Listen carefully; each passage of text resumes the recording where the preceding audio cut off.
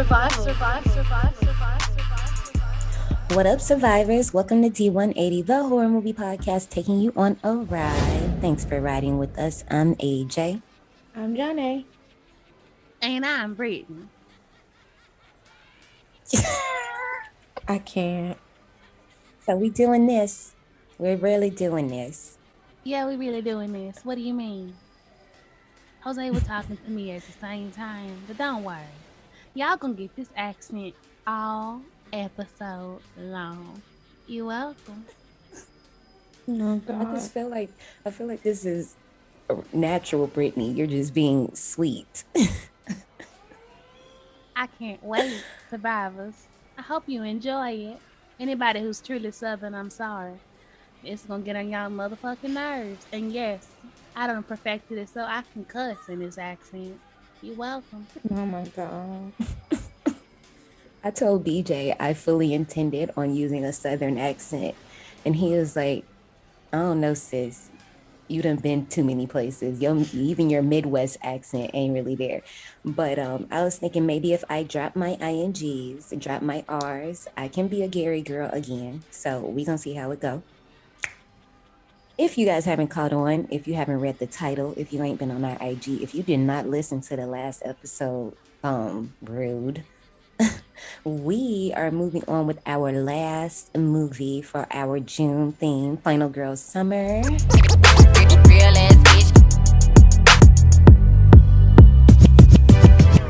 Where every movie this month includes a final girl who has made her mark in the bad bitch genre.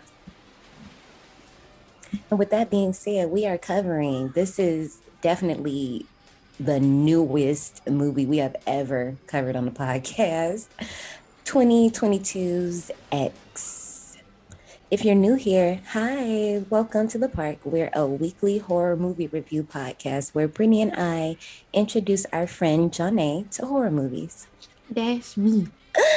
So since it is our last movie of the month, you know that means at the end, we're going to be announcing our new park theme. So you got to stick around to the end to find out what that's going to be. But let's get to this episode that I like to call Legs and Hips and Gators. Legs and hips and body. What? You don't like it, Johnny? What is this? You didn't hear? She said legs and hips and gators.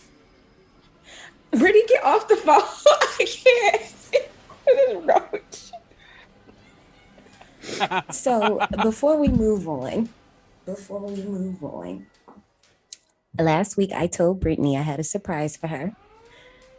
And she was such a sweetie. She did not bother me not once. Surprisingly. Brittany, I give you full reign to act a complete fool on this episode. Are you serious? I'm serious, honey. As a heart attack. Bless your heart. Which one? I'm Which kidding. type of heart attack? Are we talking about like a serious one or a mild one you can keep walking from? I'm talking about one that would make me have to press the spoiler alert button. I'm that serious. All right, survivors. We're going to be talking about Kid Cudi's slang all thing, okay? We in this thing. I got questions. Because that thing was hanging. Was that real?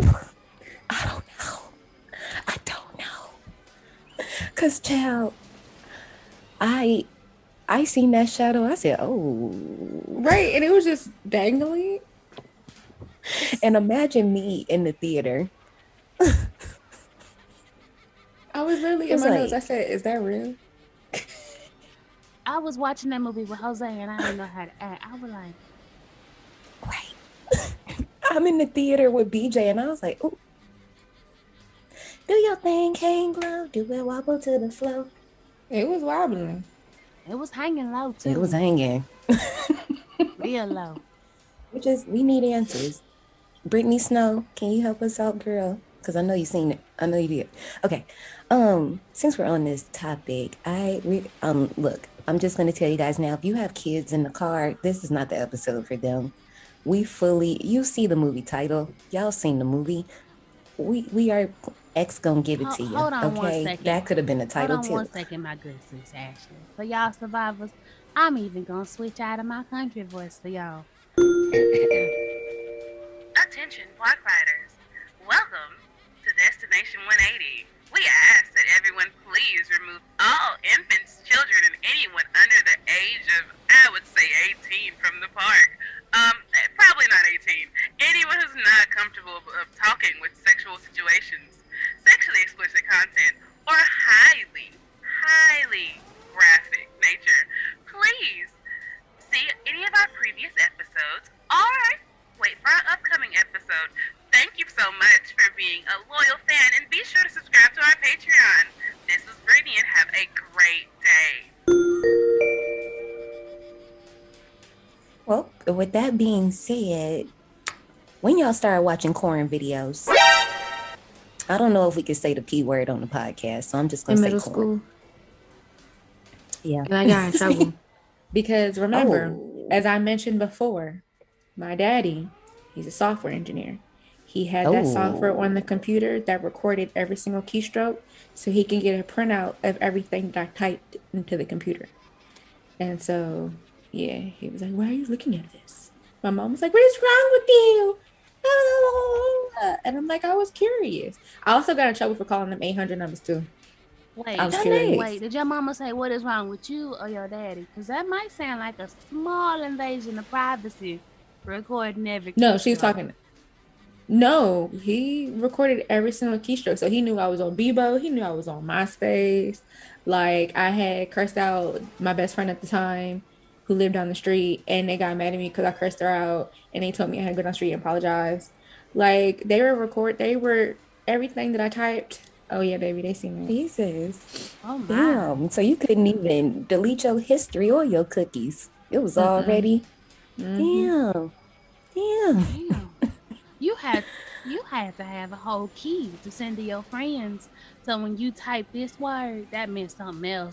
Just so they can understand. That's a lot of extra work. God I damn. didn't even do that. I just got caught. I didn't care. Like, Hell, I would have too. Stop laughing at my voice. That is discrimination. I just want to point it out that I sound like this. I know you do. That's why I'm like, I don't know why you. I'm gonna be real with y'all. I love the ebony, love the lesbians. You know, I'm trying to think. Do I like I can't tell y'all watching my anything else? I can't tell y'all my categories because No, no. Let me tell you something. John A likes plot. John A likes a story.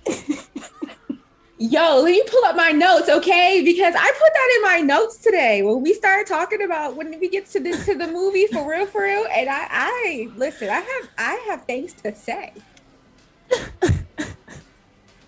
I just like you'll get those ones where like the maintenance man is coming. Like, Yeah, no, I don't like is she those. gonna Those are get her corny. pipes fixed? I need real stories. Listen, listen. I'm not one to judge, okay?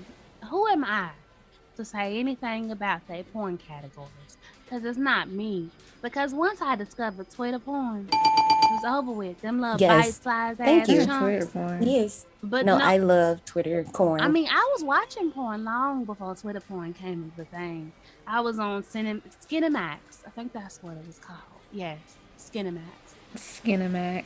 Oh my gosh. When like you be sneaking to watch TV late at night and you don't really have HBO, and then like so the screen be all like fuzzy and stuff. And you be Fuzzy. trying to see the naked picture through the Oh, fuzziness. me, I would always have Cartoon Network on the last button, so I would like hurry up and switch back. Same. You know what? That's probably a problem with me because I was going back and forth between porn and anime. I don't know which one. I was like, fuck it. Somebody coming up front, back to anime. Everybody gone, the coast is clear. Let's watch porn. It's alright. Turn it all the way down. Watching Tip Drill on BET Uncut. That's why my ass can't hear shit now. I was straining my hearing when I was younger, trying to hear the faintest little sound of a fuck. Uh, uh, uh. So this movie is currently streaming. Well, it's not streaming, but you can buy it on Prime or you can buy a physical copy. Obviously, y'all know this movie is very, very new. So get it how you live. With that being said, let's go right ahead and get into Park recommendations. Okay, I'm gonna be honest. This movie is obviously, like I said, super, super new. And it took me a second, and I really could not think of a goddamn movie. And I wasn't trying to be obvious and go TCM because it did have the TCM vibes. So what I'm going to do, I'm going to do Ty West a solid, who directed the movie. If you are into this movie, maybe check out some of his later works. So I have House of the Devil from 2009. That's all I can say. I feel like there probably is a raunchy movie out there because I was going to say Zach and Mimi make a porno, but that's not a horror movie. But yeah. It was hard, okay? No pun intended.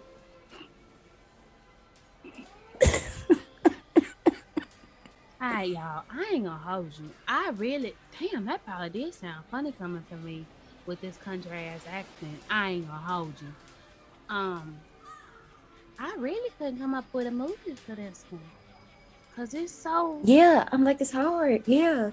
Anything you say isn't really gonna fit what the fuck it was on. Cause it's so... You know what? It's that one movie that Coco and I watched. Coco, Donnell, Michelle, and me. Michelle, Donnell, Coco. I appreciate y'all.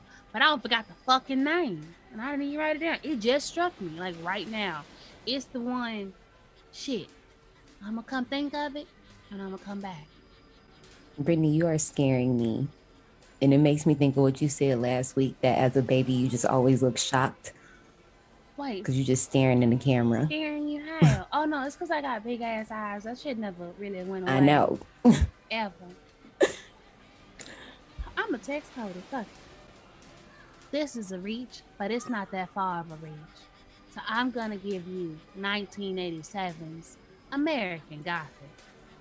It's the same vibe. It's a similar vibe. Not the same, but similar. Took a long ways to find this movie, and I have to give it to Cody. Thank you, Cody. You're the best. Without you, this park recommendation wouldn't have existed on like 3 fronts. Thank you. Survivors, if you have any park recommendations that fit today's ride, let us know on our Twitter. So let's get into this movie. As we said plenty of times before, this is a newer one, so don't expect too much background information, but we're still gonna give it to you.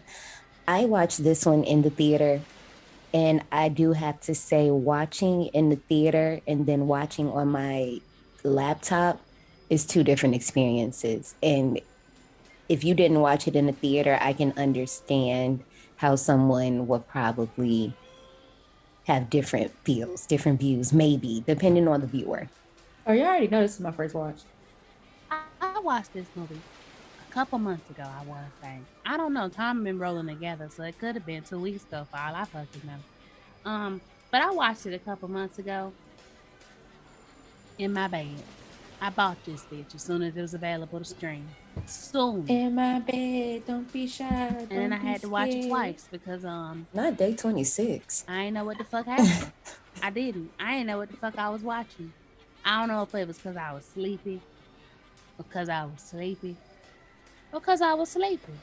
But I had to go back and redo it. And then once I got it, I got it. I will tell you that I did not fall asleep during this movie. Of course you didn't. Of course you didn't. But I do have to say that reiterating what I said, watching it in the theater is a different experience because the sound design is very different. So unless you guys, and I'm not saying you two don't have this, but unless you're watching this and you have a really good sound system, you probably won't get the same experience from that theater watch. This one is directed by Ty West, who actually has been in the park before. Johnny, I don't know if you remember Ty West, but Ty West actually directed one of the VHS caveats. Which one? I want to say he VHS 2, he did the I one, I think. I could be lying to you. If he Oh, didn't with do the the little I eye one, camera joint. if it wasn't that Please one, stop doing that then with your it eye. was sorry. Sorry. If it wasn't that one, then it was the one in Frederick, Maryland with the zombies. It was one Not of those. Frederick, And I could still Maryland. be wrong. Yeah, you know I'm not letting that go. And I seen that on that dude's shirt.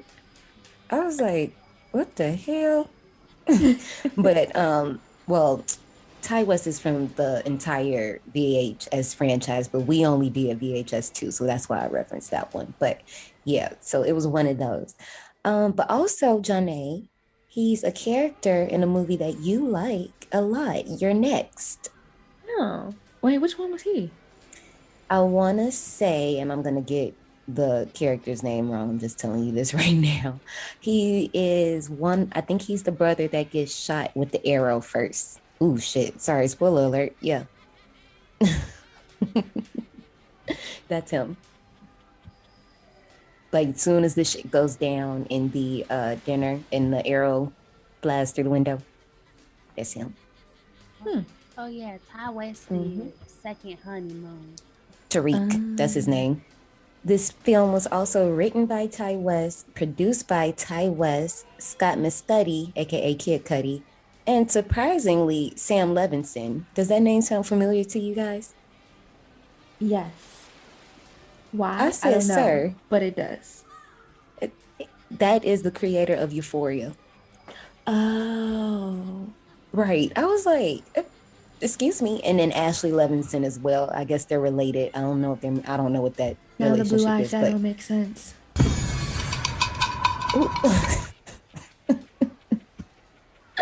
Movie was edited by David Kashfarov. Don't know if I pronounced that one right, but I tried. And Ty West. This is our second A24 film, the first being episode 58, Charlie and the Chocolate Bar, aka Hereditary. Speaking of, this film is very different from any A24 horror film that we've done, or in general, not just ones that we've done for that matter. This is their first slasher. And spoiler alert, this is A24's first franchise, but more details on that later if you don't know what I'm talking about.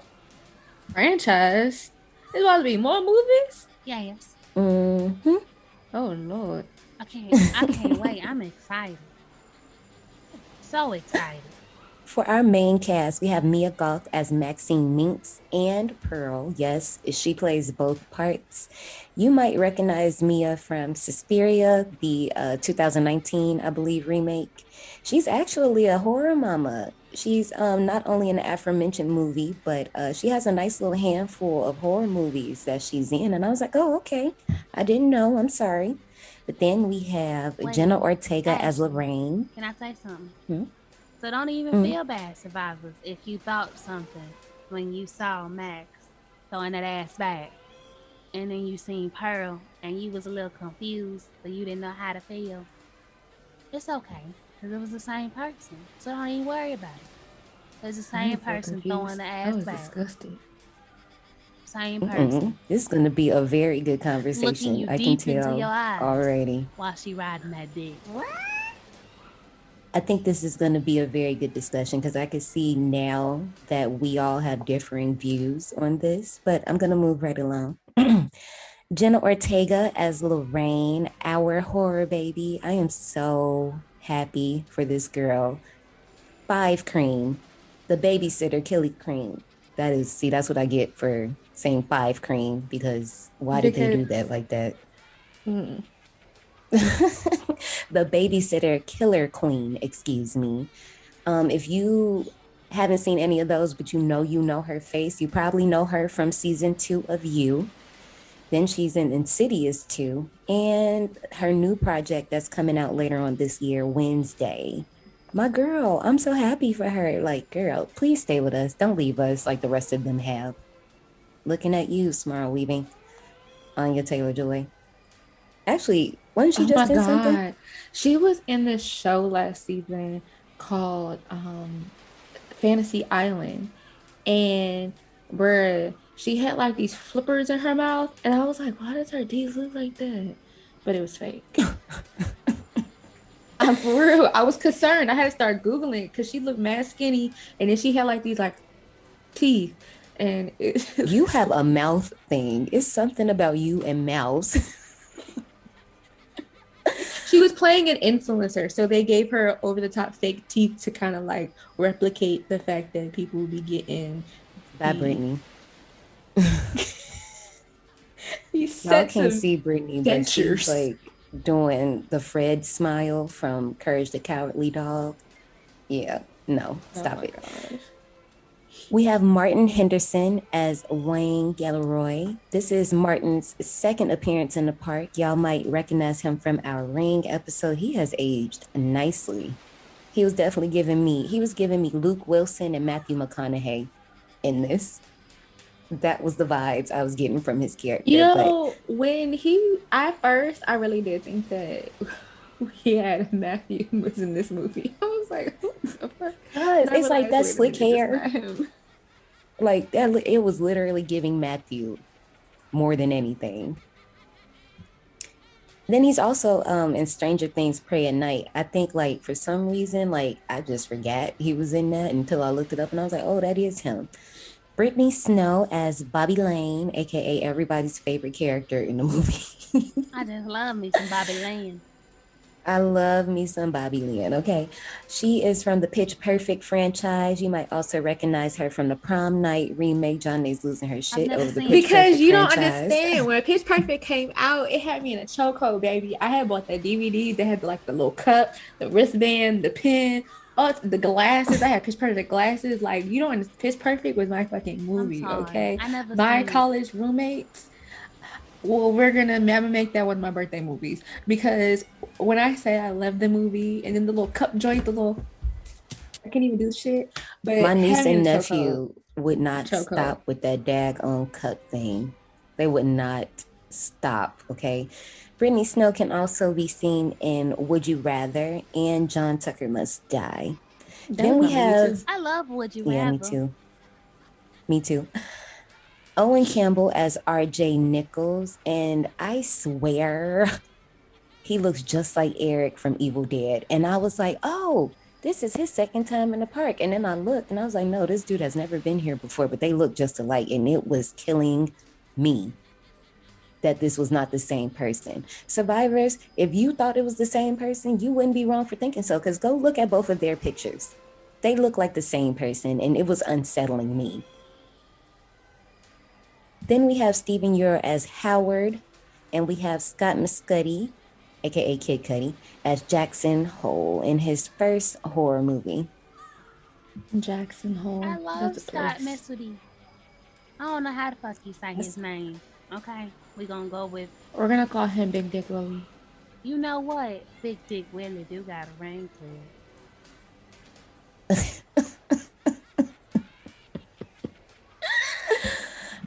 So this movie was shot in New Zealand. The title of the film refers to the X rating used by the MPAA, fuck them, from 1968 to 1990. I want to say the last film to get the X rating, it was the third film in the Texas Chainsaw Massacre franchise. I know in the TCM episode, we talked about that confusing timeline, but the literal third movie, I don't remember what the name of it is. I just know that the cover art has the chainsaw on it and it says the Solace family. So whoever is shouting the name at me, thank you. I'm glad you know it, because I don't care. So then the X rating basically just indicated that the film was only suitable for an audience aged over 16 or older. The idea behind that rating was like, unlike the other ratings, X couldn't be trademarked. So that means that filmmakers could just release the movie and they wouldn't need to submit it to the MPAA. They'd be like, yeah, no, this movie fucks up. I'm just going to give it an X. You don't got to even look at it. Right? Like, you know what? Just keep it pushing. Just go ahead and don't even waste your time.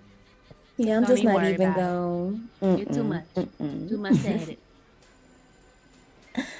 There are like a handful of films that have gotten this rating, but you guys, we're not about to sit here and give you that type of history lesson. You can go in the show notes and look at all that information. But one that I will bring up that none of us have probably seen, Brittany might have seen it. I don't know. I know John A hasn't seen it. I haven't seen it, but is A Clockwork Orange from 1971. Brittany, you seen that movie? Seen that movie.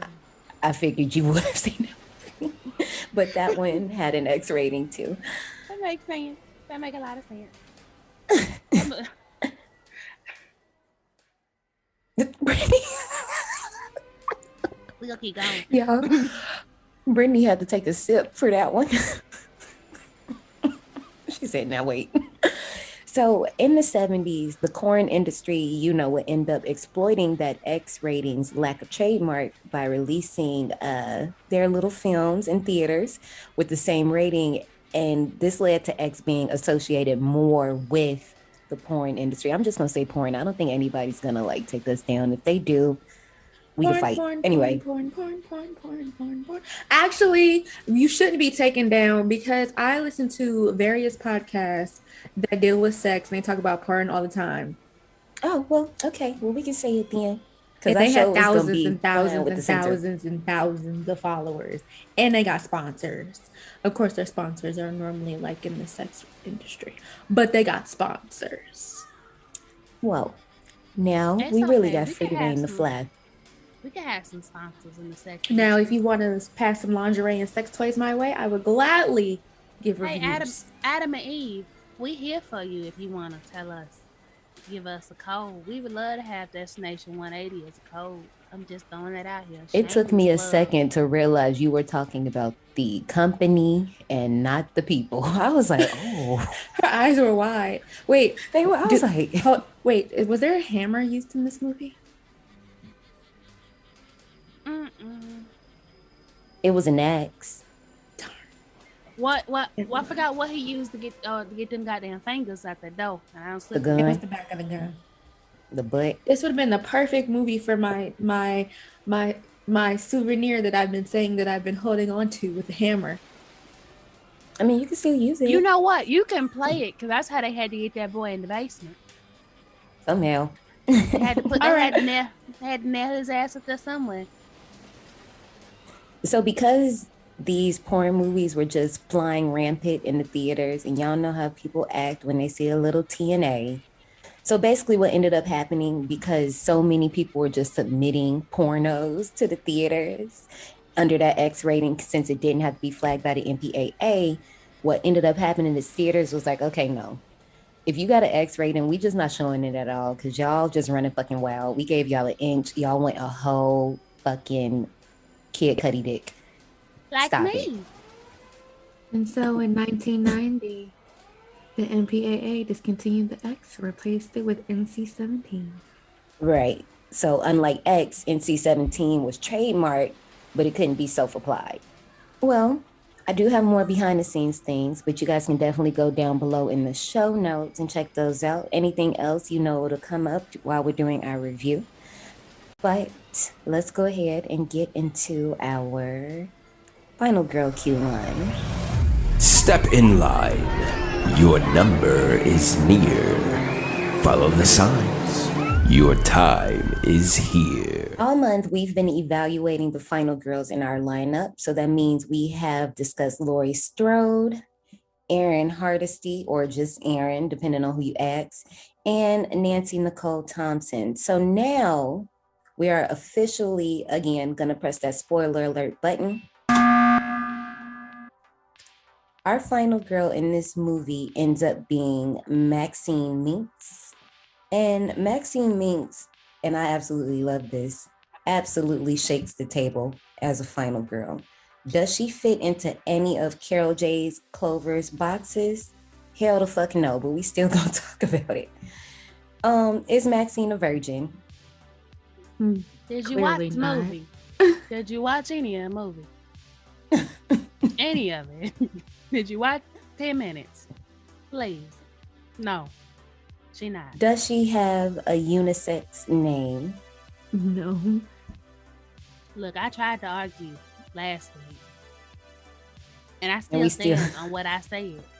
But this Goodbye. week, It is not unisex. Shut up. for the time period, Jesus. it was unisex. No, it wasn't. Current day standards, no. No, it's not. Ooh, Jesus. It's okay. Okay. It's We're still moving on. unisex. We're moving But no, on. it's not unisex. Not this name. Nancy is. Is Maxine a brunette? It's Yeah. like she's a redhead, but like, can that be in the box? I don't know. I don't think she's a redhead. I thought she You don't was think that's red hair? You think it's that's not brunette? redhead. Yeah. It's not like dark ginger to you? Mm-mm. No? Okay. Does she know the killer? Yeah. I would say no. Oh no. I mean, had she ends up knowing the killer. They had lemonade together. Does that count? You gonna make friends with every person that offer you lemonade? In that dirty ass house? No, I wouldn't. Which I was so surprised that house was that dirty. I was very surprised. I mean, Ashley, if we really think about it, why would you be worried about cleanliness? Everybody that come to your house die.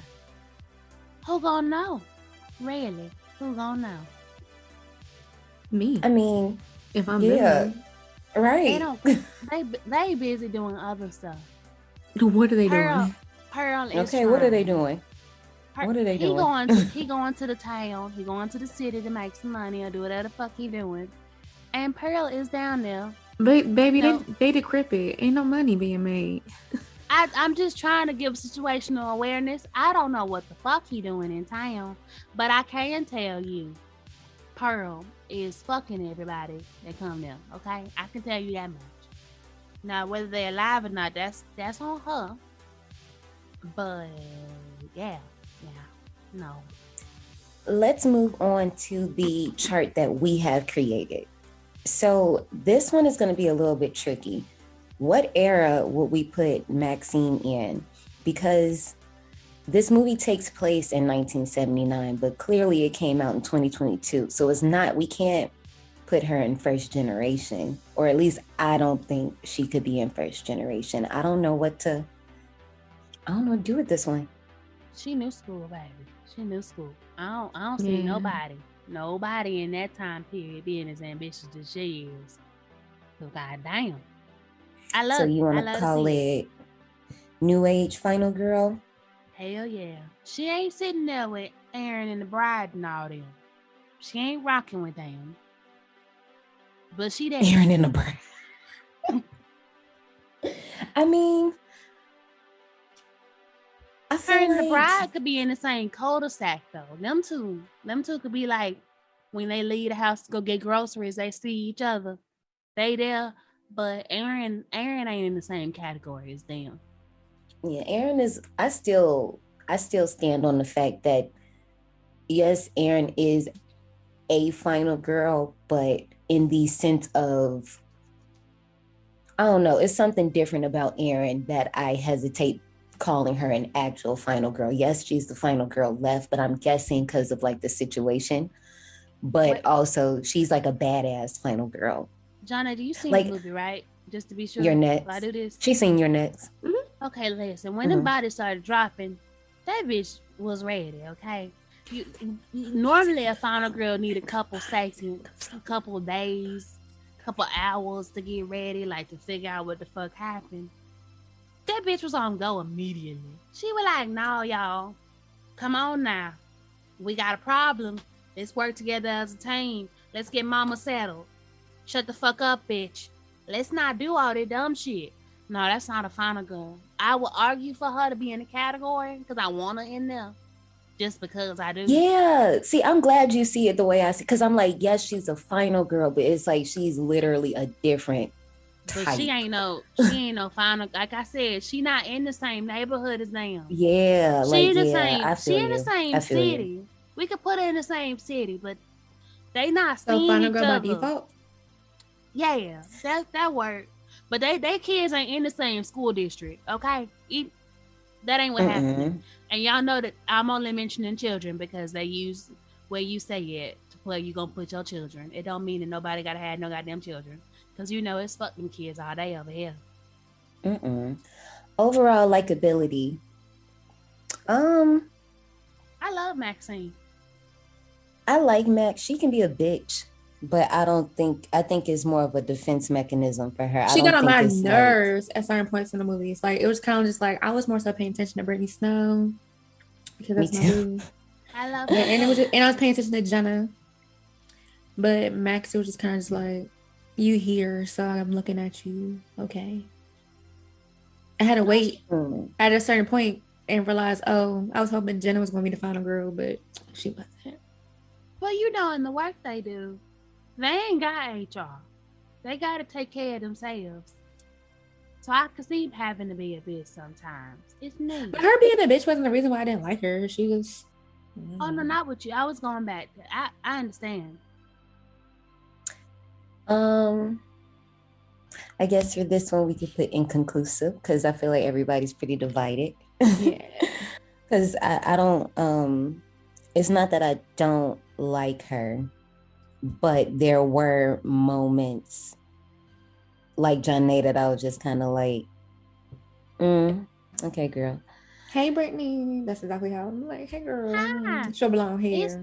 It's me. My hair ain't long, no, I'm sorry. Not you, Brittany. I know. Is Maxine fight or flight? Both. I mean, just like the other one, I think she that third one. She like freeze. Because, I mean, she did freeze often. She did. That's why I said both. How about strategy? Is my girl strategic or not? Situationally. I think she has, I will say this, she does take time to think about the situations, like you said, that she's in before acting. She's definitely not no Nancy, but she's definitely not a Sally and a Lori. One thing though, she did she definitely avoided dying. That's one thing. Okay. When Lorraine was freaking the fuck out. Right. And she was like, shut the fuck up, bitch. And we were like, no, you really should shut the fuck up, Lorraine. There's people out here trying to kill y'all. And then she ran the fuck off. She didn't go after. She did not. And lastly, let's talk about Maxine Minx's fashions. I'm sorry, that overall moment, I loved it, especially when she didn't have the tube top on. I loved it. I think that's it's only 24 hours. That's the only outfit she gives us. She could have kept that blue eyeshadow. All right, look, you know this is a Euphoria special, okay? We're going to get some blue eyeshadow. They'll be glad we ain't had no goddamn sparkles, okay? This bitch could have looked psychedelic as hell, so we going to take what the fuck we get. No, man. I mean, it didn't bother me because I'm just like, it's the 70s, so it bothered me. They weren't like us to where like, you might need a little liner, you might need a little mascara or blend that a little more to even it out. But I mean, for her, it literally gave like when you were 12 and you first discovered eyeshadow and you just threw that shit on your eye and just kept moving. Yo, at one point, I used to go like, all right here. Yeah. What color was it? I don't know. Whatever I got from Maybelline. It probably was blue. That's probably why I'm so mad. Because I had a blue eyeshadow phase. And then maybe I'm scarred from that time in my life. Maybe she's Maybe it's Maybelline. Because I have pictures of Facebook of me with blue eyeshadow. So for Maxine's fashions, I guess, I don't know what to call it. Because for Lori, we have very modest. For Erin, we have iconic. For Nancy, we have cute. Because, they kept my girl like a 15-year-old, and that's okay. Maybe casual. But I don't know. Because how many girls gonna wear that overall outfit without a shirt? It's like she had a shirt on at one point, but then she takes it off. She went swimming. Which I envy, because I would wear it like that too, girl. You can still get away with it. You just got might have to tape them bad boys in. Yeah, depending on how cut the overall front is. Mm-hmm. But I mean, side boob, not too bad. My side boob, I like it. So, for Maxine, what can we, to sum her style, her fashion up, what word can we use? Country? Struggle chic. Oh, Oh, damn. goddamn. I didn't think we was gonna go there, but we did. Yeah, I didn't either. Survivors. Like, damn. I didn't think it was struggle chic, okay? I thought like, I mean, she was giving Farmer and Dale. I said country, that was close enough. We could have just for struggle chic. I don't think that's it. maybe simple chic is a good middle ground for the two of you. It was very simple. I think it was a bit stylish because I would wear that. But, so yeah, we'll keep it there. So this rounds out our final girl chart. It seems that a lot of these final girls do not really fall into Carol J. Clover's description, and that's fine because she never said that was Bible and that was book. But also as far as ours, which is a mixed bag, we see a lot of different things from these final girls as we've been featuring on our Instagram all month. If you've been following us on that, all of the final girls we posted are different in a way. And this is why we wanted to do this month, to really expose that trope. So people don't just be saying it's the same thing over and over and over and over and over. Because it's not. Like, you get so many, and we've proved it for the last 4 weeks, you get so many different caveats of the final girls. So we hope you guys enjoyed this Q line, because next week we're going to be back at it with the regular shenanigans. But with that being said, hold on to your fucking seatbelts, please, because we got to get ready for these Survivor shout outs. Are you ready? I'm ready. I'm ready. I'm ready. First up is Bianca. Hola. Hi, Bianca. Next, we have Jazz from Girl That's Scary. Where y'all get them shirts from? Hey, yo. Like Hey, them shirts. mother freaking yo. Y'all Every single tell us? time. Send us a message, Every please. single time. They shirts be on point, and I'll just be like, when I go to Route 21, I don't see these shirts. But then, we have all these other horror retail shirts, so I'm probably sure it's from one of them. But yeah, girl. Then we have Brandon Lightning. Grease Hi, lightning. Brandon. Oh, grease lightning. We gave you your time with that. We gave you your time. Later. Nita. Hey, girl. Andy. That's my girl. Sheree and Trent from A Nightmare on Fear Street. You want to be on top? Happy belated birthday. I know. Happy belated birthday, Sheree. Happy girl. belated. We have Donnell. What up, Donnell? So I'm going to buy the game and I'm going to play it and I'm going to let you know how I like it. Donnell has been up for days playing that game. I'm going to buy it. I'm Hey, going to buy it. He has I been gotta- up and stuck playing that I game. got to wait till I get back to Charleston though, because, the game is with him. So I can only play the PlayStation when I'm there. you said it with so much emotion. You can't say him.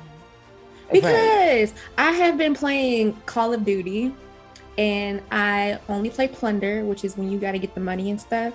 I don't shoot people because I suck at it. So I just run around and collect the money while my other teammates be killing people. And then Bless most your times we heart. winning. Bless your heart. I'm so sorry. This child said, I don't be killing people. I don't. It's too many buttons. It'd be like trying to do it at the same time and I'm just not. Yeah. I'd rather just collect all the money. Next up, we have our fave, Coco. Go. Hi, Cody. American Gothic wouldn't have been my recommendation without you, Cody. Truly. I'm going to tell you what this means later, but I'm pretty sure you'll get it. It's because of you, Cody. It's all for you. Because of you. Next up, we have Cole. Hey, girl. Hey, Colin. And last, we have Quandria. Hey. Hi, Quandria. Well, that wraps up our Survivor shoutouts. If you want to be a part of our monthly Survivor shoutouts, you can join our Patreon for as low as $3, where you can get some good little goodies. It'd be a lot of good stuff, y'all. That $5 tier, that's really where it's at. But we're not gonna haggle you for your coin because we get it. Gas is motherfucking high, you know? We got it. Inflation, a bitch. Okay. Well, speaking of inflation, let's go back to a simpler time. Let's get into 2022's X. Farmer's daughter, take one. I need to be famous, Wayne. All the best people are. There ain't nobody else out there like you. You know why? Why? Because you got that X Factor. Our days of struggling may soon be over. Hollywood, here we come. So this is it.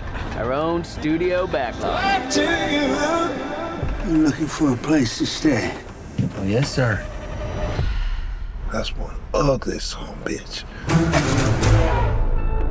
And my wife, Pearl, is next door, so I would appreciate a little discretion.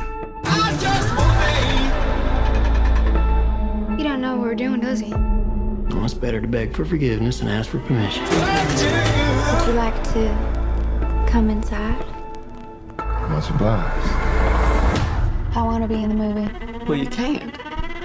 The story can't just change midway through.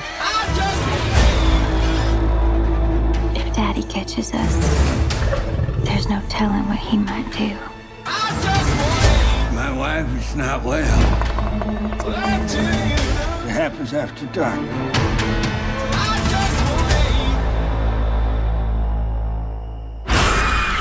Maxine?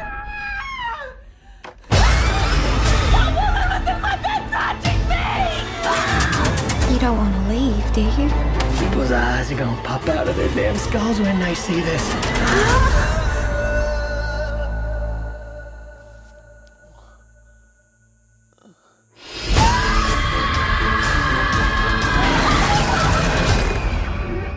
What? Are you all right? No.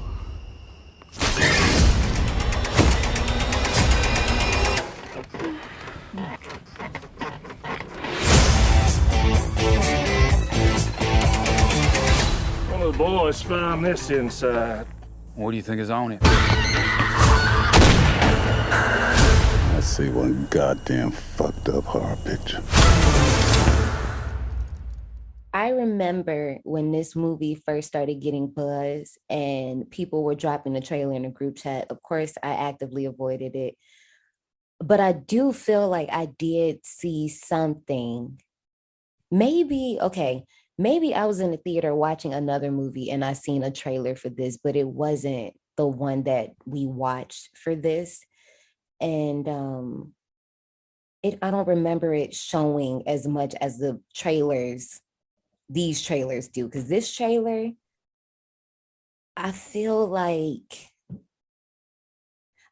this trailer lets you know that Maxine is going to be the final girl. When I watched this movie, I had no idea who the final girl was going to be, because I thought it was going to be Jenna Ortega, because like we said, that's our little horror baby. She's just been having this stint. And when you think of the cliche final girl, you know, she would fit that bill. So I thought it was going to be her. But when you watch the trailer, you fully know that it's Maxine. And they don't show it because, you know, editing is editing. But I'm like, they definitely show you Jenna getting shot. You just don't see her get shot. But, you know. Honestly, this was the liveliest trailer that I've seen in a while. It was a lot going on. It was also very upbeat. Yeah. Most trailers that we've seen, it doesn't say most trailers that we watched seem depressing. If they do. This trailer was about being famous. I had hope. And then I didn't. Yeah, I didn't know I didn't know where they were gonna go with this movie because I knew that it had something to do with adult film stars and it was supposed to be a slasher. And I was just like, well, how the fuck are they gonna make that work? Like, you know? And then I went to the theater and foot met mouth, and I was like, oh, I see. I see. Our movie starts in 1979 with the police pulling up to the crime scene. But I do have to say, I love how when this movie starts, you think it's going to be like that 4:3 ratio frame, but the camera pulls out and you realize we were watching this from the barn. Small things like that I like. Sheriff Dentler and crew observed the bloody crime scene with no idea what could have happened. Entering the house, there's more blood, bodies galore. The officers head downstairs and see something pretty gruesome, but we never see what it is. Okay, this opening scene is so much blood. And I was shook because I'm just like, oh, out the gate, we know that whatever happened, it went down because it's blood everywhere. It's blood like on the awning of the house. Right. It's pools of blood in the driveway. It's a whole drag mark of blood leading into the door. Like, it's just, Jesus. We knew folks died here and we knew we was gonna love it. That's all. Something like that. We also know that there's a televangelist on TV talking about his daughter who had been taken by heathens. Cut to 24 hours earlier, where aspiring adult film star Maxine Minks sits in her dressing room, repeating her mantras and doing big bumps of the 8-ball. Jesus. Wayne, the club owner, and her boo comes in to lever her out with more affirmations to get her ready to go on their trip with the rest of the crew. You're a fucking sick symbol. Okay, I need girl. some affirmations like that. I'm gonna have to just go in the mirror. I might When just she say the said- cocaine though. You can have that for yourself, but and there ain't shit wrong with nobody doing it. It's just that I'm a little hyperactive, and I don't think that's good for me because you know, an upper plus an upper probably lead to a heart attack. So I'm just gonna leave it where it's at. For me. Yeah, when she but said that, I was just like, okay, girl. you put your you put your blue eyeshadow on though, baby. You'll be Okay. ready for the day because you a sex symbol. Whatever you gotta take, whatever it takes to get out the door.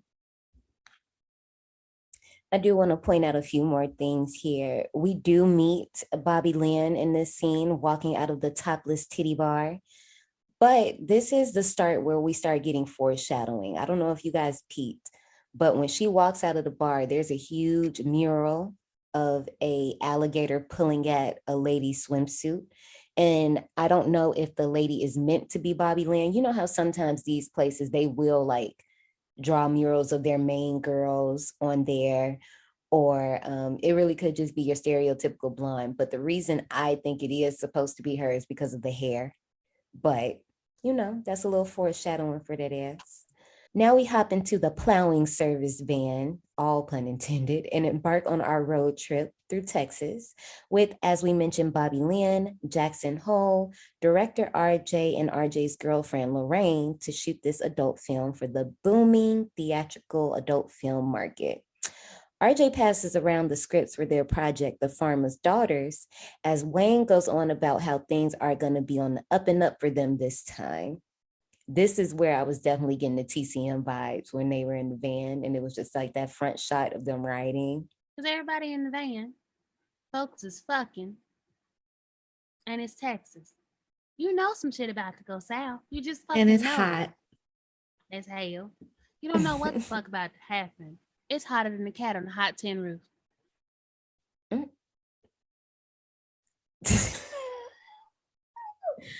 This is also where we get Bobby Lynn's American Dream. I just want to pay for a house with a big old pool so I can float around with my knees in the breeze and tan these titties. Cause yeah, me too, girl. I love it for you. I don't want to tan my titties. Listen, I want them to stay the same color. I just came back from tanning my titties, okay? Topless out on the beach in the ocean, okay? Listen. I can confirm. I can confirm. Also, just for shits and giggles, The Farmer's Daughter is an actual film. Don't know what type of film, but it is an actual film from 1976. Just, I was like, oh shit. They stop at a gas station for supplies. As Maxine and Wayne are inside, Maxine mentions that she is not feeling Lorraine because she just stares at everyone and how she herself is tired of not getting what she wants. Maxine wants to be a star, dang near like Wonder Woman. Wayne assures her that everything will be fine because she has the X factor that no one can take from her. The name of the gas station at the mini mart at the beginning of the film is a reference to Ty West's movie Innkeepers. I hear it's not really good. I don't know, I ain't seen it, but yeah. Also, there's a name drop to another film called Debbie Does Dallas. I've heard about this film. I ain't seen it, but I heard it's a little racy. If you guys are interested in that. But let's keep in mind, Maxine mentions that when people stare at her, she don't like that. So remember that when people stare at her, she be getting the heebie-jeebies and she don't like that shit. Keep that in mind. Also, we learned that they are going to Houston because the Prices and the Prudes live in Houston. So we got to get up out of that. And you know, when people say something about sex, they just get all up in arms about it. Not us. Not us survivors. We be here because the attendant sex.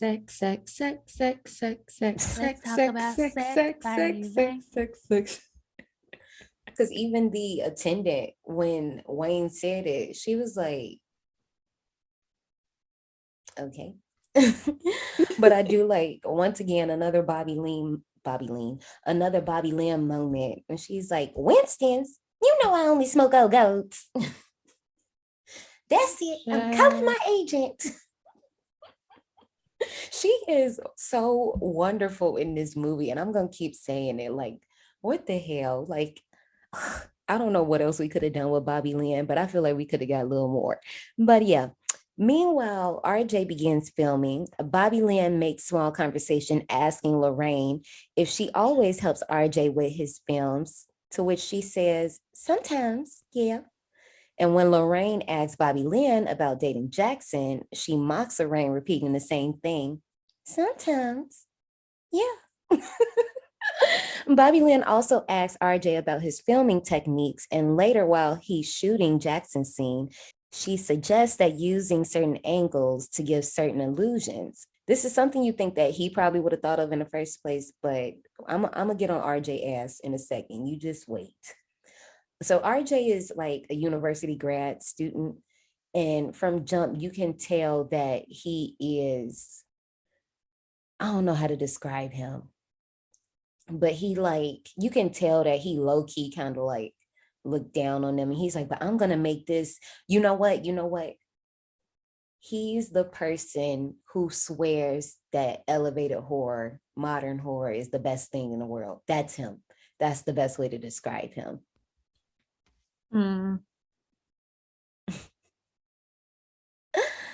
The group arrives to the farm as Wayne heads towards the house. Bobby Lynn and Jackson strike up a little romance while the uncomfortable church mouse, or Lorraine, is unimpressed with the film's content and RJ's attempts to make it seem like a serious cinematic piece. Despite her questioning why RJ wants to shoot this kind of smut film, RJ knows that he can make it a good, dirty movie. Since when did you become such a prude? First of all, sir, don't do that. Right. This is also where we get that cow accident scene. And I was wondering, was this supposed to mean something? But I don't think it was. I just think we were just going to see blood and guts. No, that shit just happen in the South sometimes. Yeah. Sometimes. They just run out in the middle of traffic and you're not paying attention. Get free. And they do get hit. But, you know, unfortunate silver lining. If you get hit by a cow, the owner of said cattle gotta pay for your shit because they insured. Oh, did not know that. So I mean, don't go out there looking to hit fucking cows because you might not live. Okay, them bitches is heavy, but just know your shit gonna get paid for. Don't worry about it. So Wayne proceeds to knock on the front door to let them know that they're there or whatever. And the elderly old man named Howard answers the door with a shotgun, seemingly forgetting that he even booked this shit with Wayne in the first place. So he tells him, like, I'm sorry, the gun ain't even loaded. I just do that to scare people. It's fine. Howard takes Wayne to where they'll be staying. And as the gang gets out of the van, Maxine notices Pearl, Howard's wife, watching her from the upstairs window. Once Howard brings our group to the boarding home, he mentions to Wayne that he had no idea he was bringing all these people. He definitely could have told him that, rude. Wayne, being the slicker that he is, pays Howard the $30 and then some little extra something to cover the whole cost. Howard takes the money, but still continues to belittle the group. And when he finally leaves, Lorraine questions if the host even know why they there. He don't. So this is where I was talking about the sound design of the movie. When I was in the theater and Wayne walked up to Howard's house, you hear Howard coming from behind you. And it was the trippiest thing ever. I don't know if like y'all sound design was like that when you watched it. No. And then as Howard comes to the door, you hear him getting louder and louder and louder. And then the sound switches to in front of you. And it was the trippiest shit that I've ever experienced. Like, I'm pretty sure other movies have done this, but anytime movies do that with their sound design, I'm a sucker for it. I do also want to mention that when Maxine sees Pearl, we've mentioned that Maxine and Pearl are played by both Mia Goth. We mentioned this, but I think the imagery is really good, especially in this part where Maxine sees Pearl staring at her through a window. But when you think about it, Maxine is looking at her through like the van's open window, like the van car door is open, but she's like looking at her through the open window, whereas Pearl is behind like a closed in window. So I'm like, it's definitely some type of like looking through the glass imagery, literally there. Howard, sir, I'm gonna need you to figure out how you gonna walk. Like, he couldn't even get to the house. He was out of breath. Poor thing. Bro was coughing in the grass, and I'm like, yo, is he about to keel over? And it's because Stephen Ure that plays this character, he's in prosthetics as well. So that's not an actual old man, it's a younger person, but he had that down pat because when he put his hands on his knees, that's when you know and the start cough is hacking. taking you out. That's when you know when your hands go on your knees. That's a serious cough. Yes, I am. Howard does go on to mention that the place that they're staying in was originally used for soldiers during the Civil War. I'm gonna say something about that a little bit later. I'm gonna wait. But this is also where Jackson, who served as a Marine, mentions that he did 2 tours in South Vietnam and mentions that he's used to having farmers shoot at him for a shadowing. Right. I know. I was just, we'll talk about that later. But also $30. This was $30. I mean, I know the time, I get it, but I'm just like, $30. But at dirt cheap price. Nah, Okay. back then $30 was probably like maybe 100, maybe 75, maybe 60. I don't know, but I'm just like, that's crazy. I could have stayed a few nights up in there. I could have stayed like a year. Howard definitely did try to read them low key. I don't like the look of none of y'all. But okay, now check this out. Full spoiler territory. I feel like he wasn't trying to be shady. I feel like he was saying that because he knew Pearl ass was gonna get horny seeing them. And that's why he was saying, I don't like the look of none of y'all knickknacks. probably Ain't so. nobody in knickknack but Jackson. You said you don't think so? No, I said probably so. Yeah. That make a lot of sense because there was some younger folks in there lot and Pearl like what she like. Another Bobby Lynn is funny as fuck moment. You're a stellar negotiator. Girl, I was like, girl, shut up. But no, it was because why she didn't have to eat him up like that when he was like, okay, towhead, I'm gonna take you off the stage for 2 months. She was like, oh, but you won't make no money. But why he call her towhead? Like, was that a thing then? Because that's funny. And I will gladly start calling people towheads because that's funny as hell. After this, filming commences, starting with Bobby Lynn and Jackson's scenes.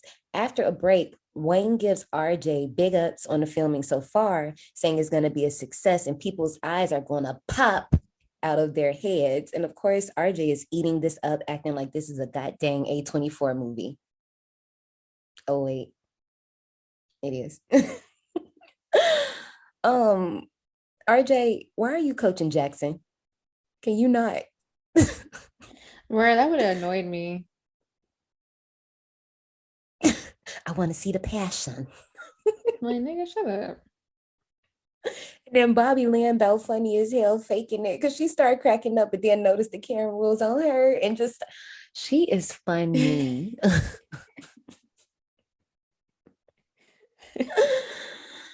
But I was sitting there wondering, I really was wondering, watching it, I was wondering if they were going to say something about that. Like, are you allowed to do that? You're not supposed to be talking. You're not the director. Well, I mean, technically he is the director, but yeah. I don't, in ones that we watch, we don't get that. But this was supposed to be an actual film. So I would assume that a director would be directing. But as far as like the fucking and stuff, I don't know if they would be directing that unless it's something that they literally want. Like how he was saying, okay, flip her over. Like, I don't know. Maybe there's some type of choreography to it. I ain't gonna hold you. He made my ass itch the way he was talking. He wouldn't shut the fuck up. I'm saying, you talking too much. Just let us do our thing. Just shut the fuck up. Watch us fuck, all right? Just watch us fuck, please. It's Wayne saying, feel how hard my cock is. Sir, what? Sir, what? That caught me off guard.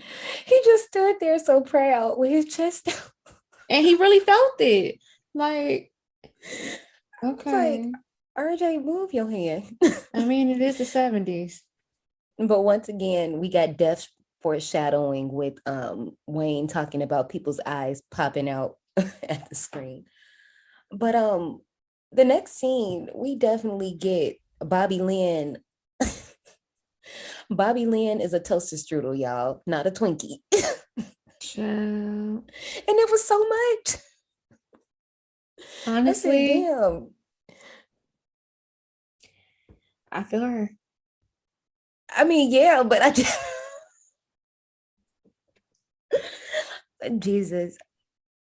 Jackson is enjoying himself in the window, talking about he is born for this line of work. And it makes me think like, okay, when you think of this movie and you look at all the characters, all of them are like in different phases of life. You know what I mean? Like obviously out of the group, excluding Howard and Pearl, Wayne is the oldest. Then I would presume that Jackson is probably like second oldest. So Jackson was a Marine. And now it seems like this adult film industry is like his second wind at life. And he's actually doing something that he more or less wants to do, for lack of better terms. Y'all see what I'm saying? You know, it was something that his anatomy allowed him to do freely. Girl. With no problems. None. During their scene, Maxine takes a stroll to the pond and goes for a little skinny dip. Whole time, as Maxine floats in the pond, a gator lurks in the grass, ready to get him some, but he is not the only one lurking. She's also being watched by Pearl, who later invites her inside the couple's home for a glass of cold lemonade and conversation. Pearl laments her age, expresses her jealousy for Maxine's youthful looks, and makes several sexual advances towards her. Maxine is pretty unnerved by it all and gets spared as Howard is pulling up and Pearl says she has to leave, but keep it a secret. So I just want to know why she went to people's house after that old lady. I would have not gone in there. And then I know we haven't talked about this yet, but how does a farmer's daughter have that type of tan? You said, how does she have a tan? Yeah, if you're a farmer's daughter, why did you have a bikini tan? I mean, shit, I don't know. I guess girls on the farm be wearing bikinis too. I doubt it. I don't know. If anything, I would expect an overalls tan. or something You, else. you know, she makes sure she tans evenly. She just goes out there and works. She just takes her overalls off on the top when it's just her and her daddy and her daddy in the house. Cause I mean, who's gonna say something? The animals. Mm-hmm. Moo. So this entire scene is cut with Bobby Lynn and Jackson scene in the best way. This movie has like a lot of great filming moments, but it literally mirrors everything that's going on between Maxine and Pearl. Right. Why she run across the grass like that? She looked terrible. I can't defend that one. I don't know. I do want to go back to Maxine being in the water. That whole scene with the alligator, because okay, in a regular slasher film, when you see Maxine go off, you would automatically assume, and I did because once again, did not watch the trailer, you would automatically assume that Maxine is gonna die. Like, okay, obviously she's the first person wandering off, or I thought she was. getting naked to go get in the pond, and there's a fucking gator there that's right on her ass. But once again, like I said, I do like the way this film is cut when RJ shoots action and it just doesn't get her at all. You think soon as he yells action, the alligator is going to snap and get her, but it doesn't happen. And it's almost like getting blue balls because you think this moment is going to happen and it doesn't. Y'all can't keep this a secret, Pearl. If you're going to have people in your house and you don't want Howard to know, maybe move the lemonade glasses. Maybe. Oh, she clearly didn't get no fuck, honestly. He I had to guess figure not. out which one. He had to figure out which one it was, but Pearl just don't seem like the type to really fucking care. Wayne finds Maxine as they've been looking for her to do her scene, and still freaked out by the encounter with Pearl, she does another bump and again says her affirmations, and she's ready to go. Pearl later watches Maxine have sex with Jackson and is aroused, and she's not the only one, but details on that later. Pearl then pleads with Howard to have sex with her, but he refuses, claiming his heart is too weak. So this is where I think that Maxine really does have low confidence, because you can hear her inner thoughts saying like, you're not good enough, just fake it, and things like that. So that's why I think like she probably enjoys doing coke, but she probably does that to like me. Y'all know I love my grass, I love my ganja, and I do have to admit that sometimes it does give me a little confidence boost when I'm about to do something that, you know, might make me a little bit nervous, or it calms me a little bit to give me like that sense of, okay, I can do this, it ain't that deep, and boom. I also love this mantra she has: I will not accept the life I do not deserve. Because that's some real shit. Maxine just wants to be among the luxurious, and girl, I feel you. So that whole old lady body swap thing, that was disturbing. So let's talk about it, because I think the whole point of this movie is not for you to be okay, you're entitled to have your own opinion, but I think that we're not supposed to look at them as disgusting, because it's like, in all, it is sad, right? Like, yeah, but it unsettled you. Yeah, it was disturbing. Like, then she threw that ass back. Then I fell to the mat. And but see, the thing about it went black. Girl, anyway, so that it was an appropriate lyric. It was Pearl putting on that damn blue eyeshadow. She said, girl, I got some of that too. And it's funny because women do that. And I know y'all have experienced this before, like, especially like we're very young. And I know that there has been a time you probably experienced an older woman kind of like,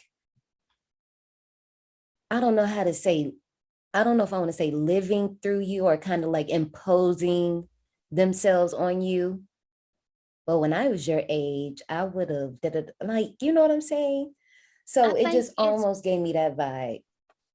You find people sometimes reminiscing on their youth, regardless of their age. And I think in this moment, she was reminiscing on fucking. And so we visually saw what she saw. if she would have been there, riding that dick. And I wasn't, was I just, no, I wasn't disturbed when I saw it. I felt sad, I think is the appropriate word. It's because she looked decrepit and weird, and she was reminding me of Tales from the Crypt. Like, it wasn't actually because of her physical appearance. It was just because of what I was thinking about when it was happening. Because I was like, damn, one day I'm gonna get old. I hope I don't look like that. I mean, I'm pretty sure I'm not gonna look like that. So that's why I was like, sure. I'm not gonna look like that. I know I'm not. Disturbed. I know my family's genetics. I know they're gonna come through. They're coming through right now. Cause I still get told I look like I'm in my early 20s. And depending on the person, they might hit me with teens. But I don't know no teenagers with that much ass. But yeah. Back to that thought. It was just sad to think that one day I'm gonna be looking at somebody wanting to get a piece of that.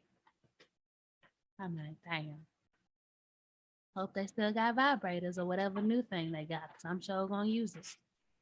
She didn't have I'm it. saying, and y'all grandmas is probably doing it right now, and y'all don't know. I'm just saying. Mine y'all don't know that. I do know that. Mine ain't got the fingers work too. She ain't doing that either. She can't. Just saying. Might keep you up at night. I love eye contact. Maxine, girl, that's me too. One thing about me, I'm gonna stare you down. That's how I drain the power from you. Also, I don't think Pearl knows that they're filming. I think she just literally think they just fucking in the barn. I don't think she really care. They gonna die soon anyways. To her. One of them gonna go in the basement. One of them. And I also felt sad that once she dressed herself up, the blue eyeshadow and the green dress, and she came up to Howard, and Howard basically kind of just turned her down. I felt so bad. I'm like, she just want to feel good. She just horny. That's all. And ain't shit wrong with that. Nothing. No, it ain't nothing wrong with it. He could have like used his fingers. He could have used his mouth. I'm sure the arthritis would have really came in handy because it's probably bent at an odd angle. All right. Night falls and I gave her full permission to go crazy, and this is what happened. So I can't say nothing about it, but it's fine. Night falls and the film crew relaxes in their farmhouse with some sandwiches. Lorraine gets caught staring at Maxine, and y'all know what I said. Maxine don't like that staring shit. And Maxine is dang near ready to scrap about it, but Wayne diffuses the situation, asking if Church Mouse has anything on her mind. She goes on to ask Wayne if it's strange for him to watch Maxine have sex with Jackson or anyone else for that matter, to which Wayne says no, because this is a film, this is a business, and it means nothing at the end of the day. She continues by asking about their belief in love, and Maxine answers, letting outdated traditions control how you live your life will get you nowhere. And Bobby Lynn chimes in, going further by calling Lorraine out, having noticed her staring at Jackson during filming. So we get a lot going on during this scene. We find out that Wayne actually left his wife for Maxine, again, desiring someone that's younger. Then, like we mentioned before, this is the 70s. And as Wayne said, people ain't too big on, being all out with sex and things like that. And this is going back to Lorraine asking them all the different questions about their views of being open like this. And people don't realize that. I have a friend that works in the adult film industry, and she's in a full relationship and they're fine. I just really think it depends on the person and the preference. Like me, I can't say because I'm not in a situation, so I can't say what I would and what I wouldn't do. But I know a lot of people who are in the industry say like, yeah, I'll fuck somebody, but just don't kiss me. And I mean, I get it.